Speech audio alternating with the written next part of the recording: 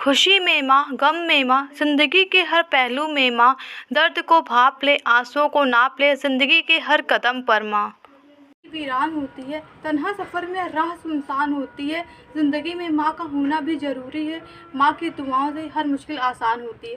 नमस्कार, मेरा नाम रिद्धि पांडे, आप सभी का स्वागत है। मांग लूँ या मन्नत की, फिर वही जहाँ मिले, फिर वही गोद मिले और फिर वही माँ मिले।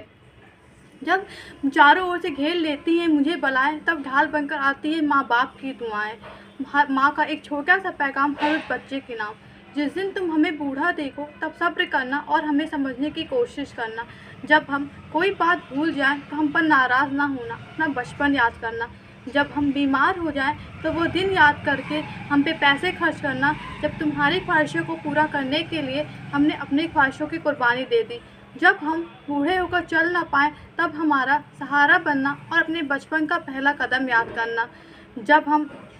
जब तुम हमारे आँखों में आंसू देखना तो वो दिन याद करना कि जब तुम रोते थे तो हम तुम्हें सीने से लगाकर चुप करवाते थे।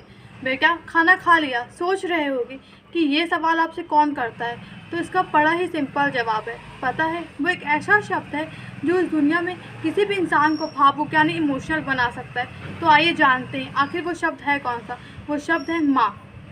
हम अपनी ज़िंदगी में बहुत सी गलतियाँ करते और हमारी हर गलती को सुधारने का काम केवल और केवल माँ करती है। माँ ज़िंदगी का वो हिस्सा है जिसे कभी कोई बदल नहीं सकता, जिसे हम खोना नहीं चाहते।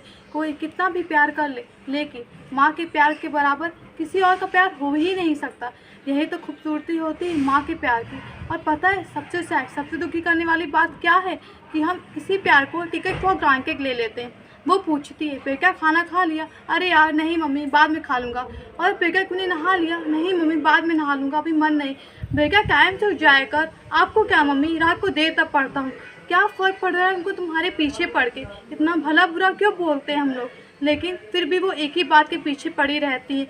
कौन से तुम उन्हें पैसे कमा कर देते हो, या कौन से तुम्हें उनसे सैलरी मिलती, लेकिन फिर भी वो तुमसे बहुत प्यार करती है। माँ का प्यार जो है, यही तो खूबसूरती होती है माँ के प्यार की। और सबसे दुख की बात भी यही है कि हम उन्हें टिकट फॉर ग्रांटेड ले लेते हैं। कभी सोचते ही नहीं कि मम्मी का इरादा क्या है। और जब कभी बहुत दिमाग लगाकर सोचते हैं ना, तब हमारा ये बचकाना दिमाग हमेशा शैतानी दिमाग के पीछे से कहता है, अरे मम्मी तो ऐसा ही कहती हैं, तुम समझते नहीं हो, आगे आने वाली दुनिया बहुत जालिम है। और मेरी माँ केवल एक चीज़ जानती है कि मैं रहूँ या ना रहूँ, मेरे बच्चे को कभी कोई तकलीफ़ ना हो, वो अपने पाँव पे खड़ा हो जाए।